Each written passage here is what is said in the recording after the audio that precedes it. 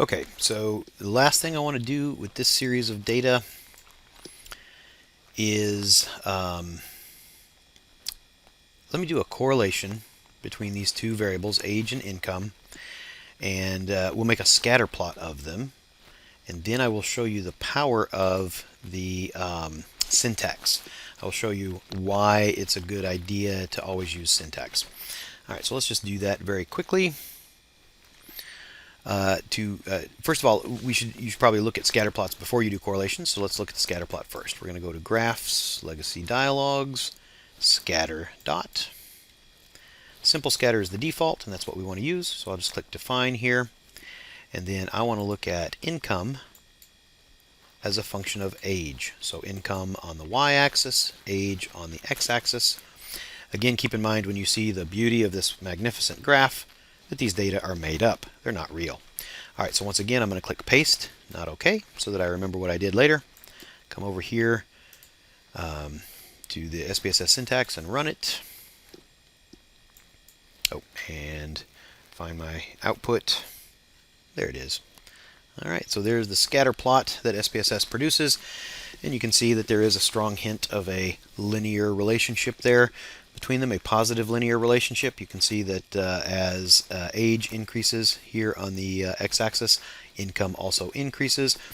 That is true of the world, but in these data I just made it up. And so now I want to know what the correlation actually was. What is the value of the correlation? So I'm going to go to Analyze, Correlate, Bivariate, and you notice that I'm doing this in the output window. You can do it in the output window or the data window. The only time that becomes confusing is when you have multiple data sets open, and sometimes SPSS doesn't know which data set you actually want to analyze. It will always assume that you want to analyze the last data set you were working with. All right, so correlate bivariate. Let me reset that. All right, and I'm going to put age over and income, and all of the defaults are going to be fine for now. So I'm going to go ahead and click Paste, come back to my syntax, and run it, and you get out the correlation matrix. I'll give you more details about the correlation matrix at some other time with a more full correlation analysis of like many variables. But for now, you can notice that just here's the correlation between income and age, the p-value for it, which I'll explain in another video, and the sample size right here. This is the number of observations that you have. So there's your basic correlational analysis, and indeed there's a strong correlation between age and income. Now, I think the real life correlation is probably not nearly this strong. This would be a very strong correlation in real data. Nevertheless, age is positively correlated with income. So what I'm going to do now is show you how to save some of this stuff, including the data. So if you'll remember back a couple of videos ago, we imported this data from a text file. And so I'm going to come back to the data and just click here on my little save icon there and save it. I'm going to call this example age income. And now I save it as an SPSS data file. The next time I want to open it in SPSS, I don't need to go through that import business. Next time I want to open it in SPSS, there's an SPSS native file right there. Okay, so I save that. Let me show you a couple of things you can do with the output. So the one thing you can do with output, if you have access to SPSS, is just save as, and save it as, oh, for crying out loud. I'm just going to save this. We'll save it right here. Why not? I'm just going to call this example out for now. Save that.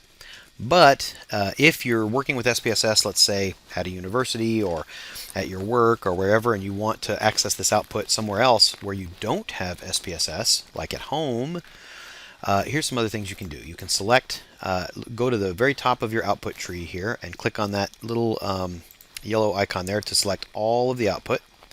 Or if you don't want all the output, just select the pieces that you want. I'm using Control here to select discontiguous parts of the output, so you can do whatever you want. But I'll select here all the output and then right-click, Export. So as again, select all the output, right-click, Export. And then you get several options. You can export as a Word or rich text format. That's a .doc. You can export as an Excel spreadsheet. You can export as HTML so that any web browser can open it. And you can see here PDF. So there's a lot of options. You know what? I'll pick PDF this time because why not? And right here, this is just where it's going to export to. I'll just click there, and yeah, why not? I'll just export it here. Output. And I believe we're ready to go. Okay. And you can't see this. It's on my second screen here. Let me move over here so you can see it. You just get an export progress little thing here that doesn't really give you the progress. That little light is bouncing back and forth there, so you don't really see how far it is in the process. But you can see that it takes a few seconds. You know what? While that's going, oh, there we go. All right, it's done. I'm going to come here to my syntax, and I'm going to save my syntax.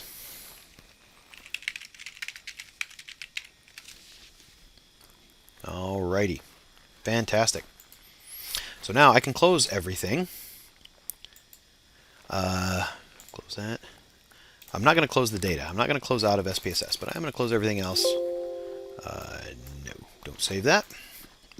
All right, and now let's imagine that this is an ongoing working data file to which cases are added all the time. And I'm just going to add another case. Let's add a 25-year-old who makes $50,000 a year. Why not? That'd be a lucky 25-year-old. I didn't make near that when I was 25.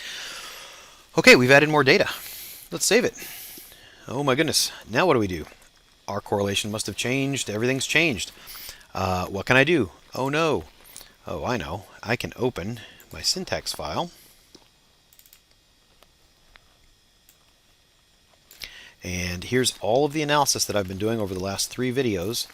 I can click and drag to select all of it. Don't necessarily want to select that active data set part because that can confuse SPSS. And boom. Within just seconds, my entire analysis is redone. And now if you'll go back and compare to the previous video and the output, the mean and standard deviation and so forth, you'll see that all these numbers have changed slightly. You can see here that the way this graph looks, the histogram of age has changed, the histogram of income has changed a little bit. Median, the mode actually stayed the same. Just making the point that median and mode are less sensitive to outliers because they don't take into account all information in the data.